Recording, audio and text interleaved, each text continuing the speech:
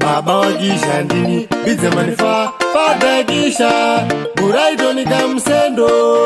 Pada music Usimbada wadi busy rase DJ video Ajiseta face Waida niro wengo mairi express Pama ngoma waida ni visa gear reverse Inonzi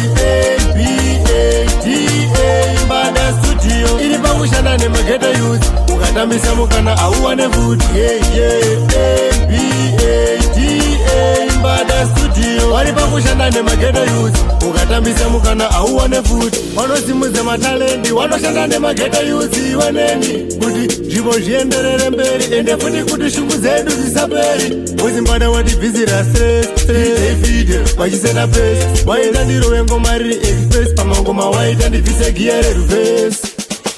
Inonzi A-B-A-D-A Mbada studio Iripa kushana ne mageta youth Ukatambisa mukana auwane food Yeah yeah A-B-A-D-A Mbada studio Wanipa kushana ne mageta youth Ukatambisa mukana auwane food Wasimbada wadivurira studio Saka kuwanza ma audio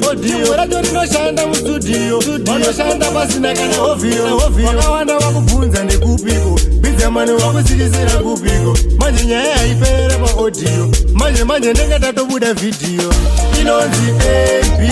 A-B-A-D-A Mbada studio Iripa kushanda ne mageta youth Ukatambisa mukana auwane food Yeah yeah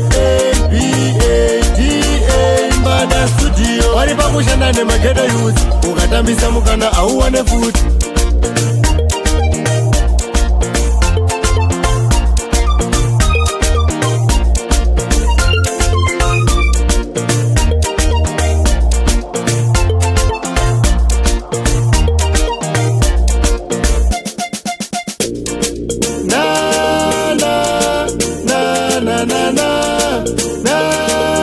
Nakushalisa mukana Jipwanda kajipiwa na baba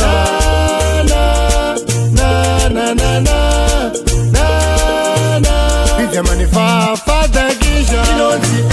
A-B-A-D-A Mbada studio Iripa kushanda ne mageta youth Ukatambisa mukana auwane food Yeah yeah A-B-A-D-A Mbada studio Wanipa kushanda ne mageta youth Ukatambisa mukana auwane food Big up Boss Mbada